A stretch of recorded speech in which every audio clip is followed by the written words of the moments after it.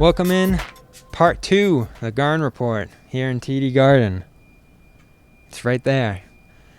Bradley Beal graced the floor just below us, went into that back court area behind the baseline, and what looked like the icing three-point play through Daniel Tice. If it wasn't that, it was going to be the Russell Westbrook corner three that followed.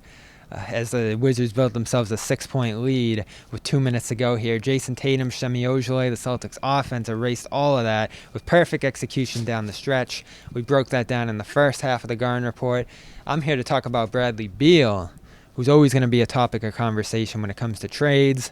Not so much now. This would have marked 8 wins and 9 for the Wizards. He is steadfastly committed to Washington, D.C., loves the city, signed a 3-year extension with the team that's going to kick in next year, or 2-year rather. It's going to be 2 years beyond this year at a high price range, $35 million first year, pushing toward $40 million in the second year. So big bucks, a big committal to a team, a situation that he believes in. Tommy Shepard, even though they made that John Wall Russell Westbrook deal that has not played out, and let me tell you, for large stretches of this game, it was hard to notice Russell Westbrook out there.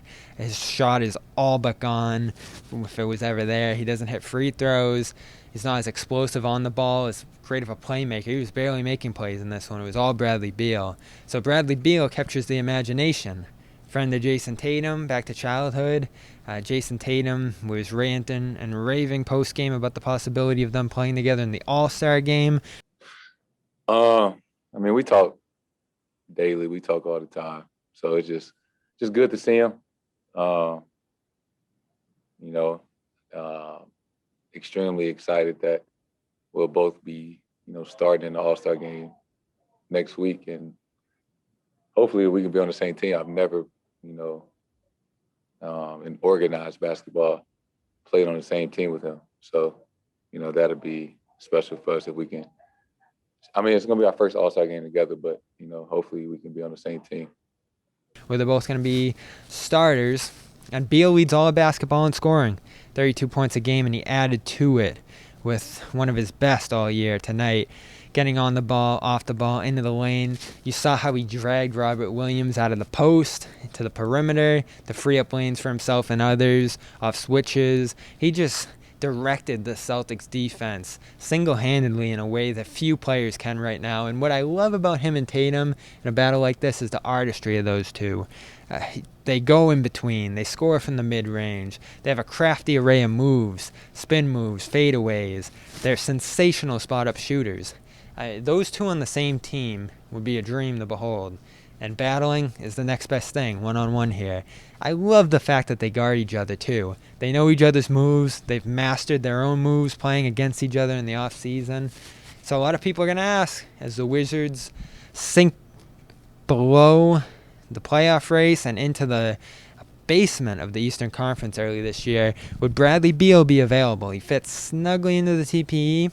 Obviously, you need a ton, possibly Jaylen Brown to acquire him if it ever comes to that. As I said on postgame, and you should go check that out, Celtics postgame, I don't see the Celtics ever dealing Jaylen Brown for Bradley Beal. As great as it would be to reunite Tatum and Beal, maybe they would be more of a dynamic offensive duo together.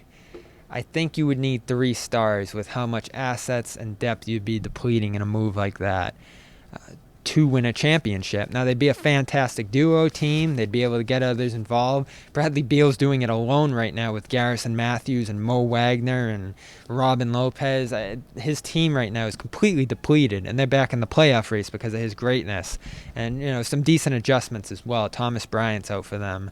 They're extremely young as a team. So the Celtics with Tatum and Beal alone would be a force to be reckoned with. But without the 3 stars and with a thin roster, I don't know if they win a championship. So I'd be hesitant to give up Brown in that spot.